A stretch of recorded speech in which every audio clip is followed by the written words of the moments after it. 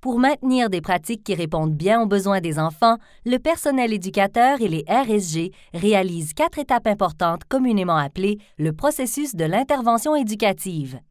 Dans cette capsule, nous verrons de quelle façon celui-ci s'élabore, ainsi que les différents styles d'intervention adoptés par l'adulte.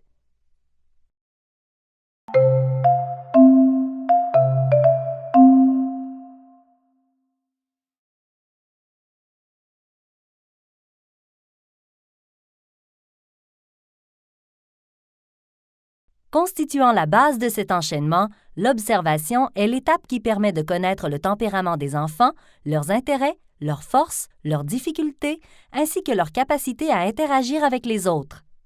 Révélant également la dynamique du groupe, celle-ci guide l'adulte dans l'action à entreprendre auprès de chaque enfant. L'observation suscite la réflexion par rapport à l'orientation des apprentissages, à l'aménagement des lieux et au matériel disposé aux enfants. Il existe plusieurs façons de prendre des observations.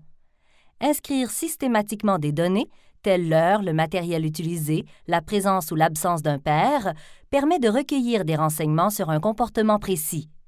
Les grilles d'observation, quant à elles, permettent de faire un bilan sur les acquis de l'enfant. Recourir à différentes techniques permet de s'en tenir aux faits en évitant de poser un jugement.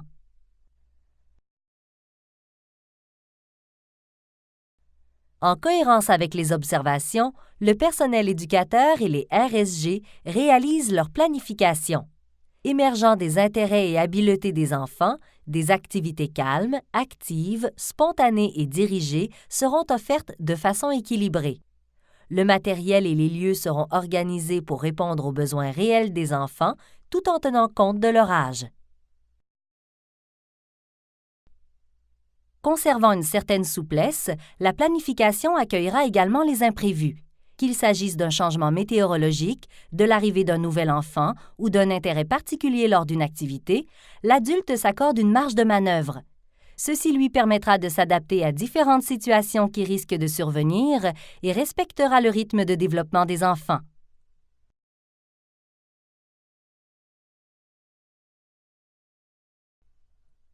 Au cours de la journée, durant que se déroulent les différentes activités, le personnel éducateur et les RSG sont disponibles et attentifs à ce que vivent les enfants.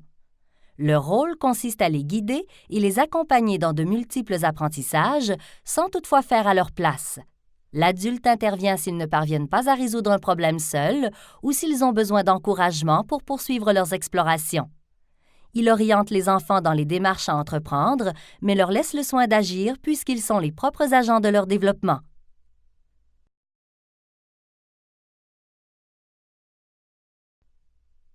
La dernière étape est de faire la mise au point.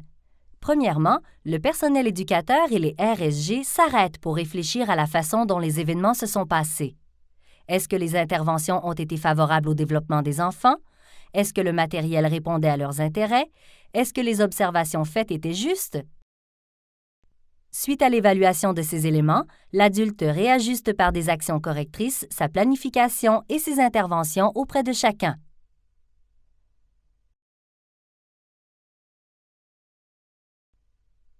Voyons maintenant les différents styles d'intervention. Tout comme les parents, le personnel éducateur et les RSG appliquent soit un style d'intervention directif, permissif ou démocratique. Dans le style directif, l'adulte élabore sa planification selon les apprentissages et objectifs qu'il détermine. Dictant aux enfants la marche à suivre lors des activités, il respecte l'horaire et l'aménagement des lieux qu'il a établis. La stratégie qu'il utilise pour la gestion de son groupe est l'application d'une punition. L'adulte, offrant un style permissif, accueille les enfants dans un milieu où ces derniers ont le pouvoir la plupart du temps. L'horaire très souple et les jeux libres sont le cœur de la planification. Pour assurer la gestion du groupe et rétablir l'ordre, l'adulte applique des approches diversifiées et peu constantes.